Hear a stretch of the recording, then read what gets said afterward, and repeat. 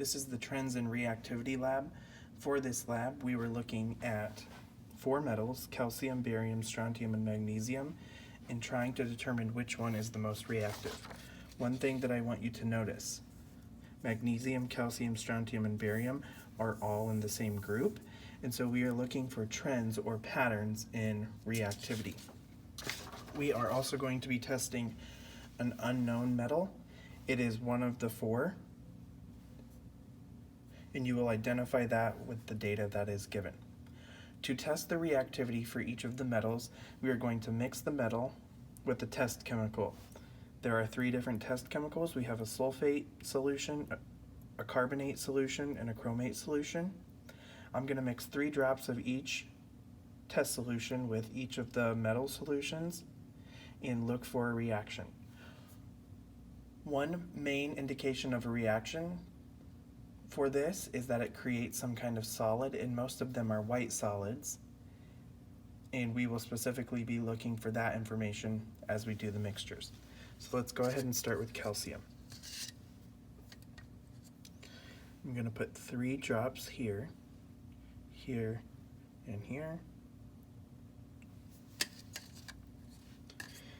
Then I'm going to put 3 drops of the sulfate solution here, carbonate here, and chromate there.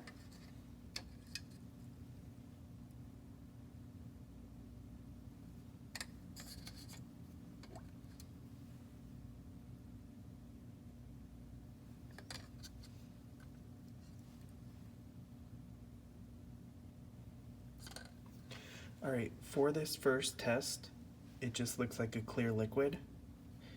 There is noticeable white solid here. Okay, it looks kind of chunky. And then down here, it just looks like a yellow solution. However, if you look at the chromate solution, it is yellow as well. And so this just looks like the clear liquid and the yellow liquid mixed together. But other than that, no change. Next is barium.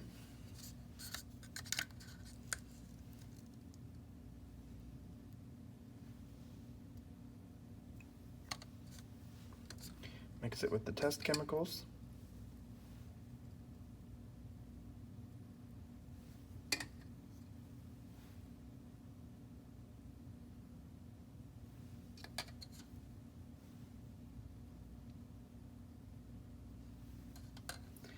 In this first one, there's a lot of white solid. There's a lot of white chunky stuff there. In the second one, also noticeably white solid. And in this last one, it looks milky yellow, so there's definitely some solid in that one as well. Next is strontium.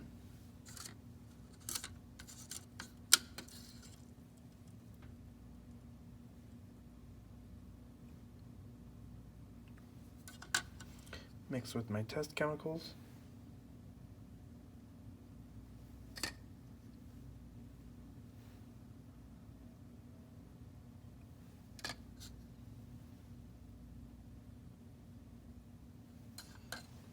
So in this first one, lots of white solid, lots of white chunky stuff in that one. For the second one, also, there's some white solid in that one. And then in this last one, it kind of looks like this, where it was just the yellow liquid and the clear liquid mixed together, but there's no chunky material in that one. Our final metal to test is magnesium.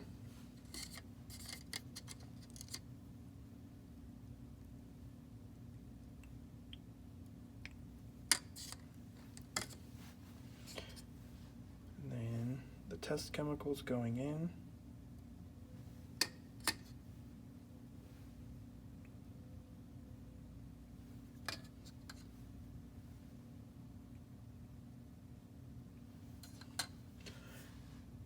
The results, this looks like a clear liquid. This one's also a clear liquid. I don't see anything in that one. And this one's the mixture of the clear and yellow liquid. Don't see any chunks in that one. Finally, let's look at the results for the unknown. Remember, the unknown is one of the 4 known metals. You need to use the data to determine the unknown. So let's put some drops of the unknown here, here, and here. Mix it with my test chemicals.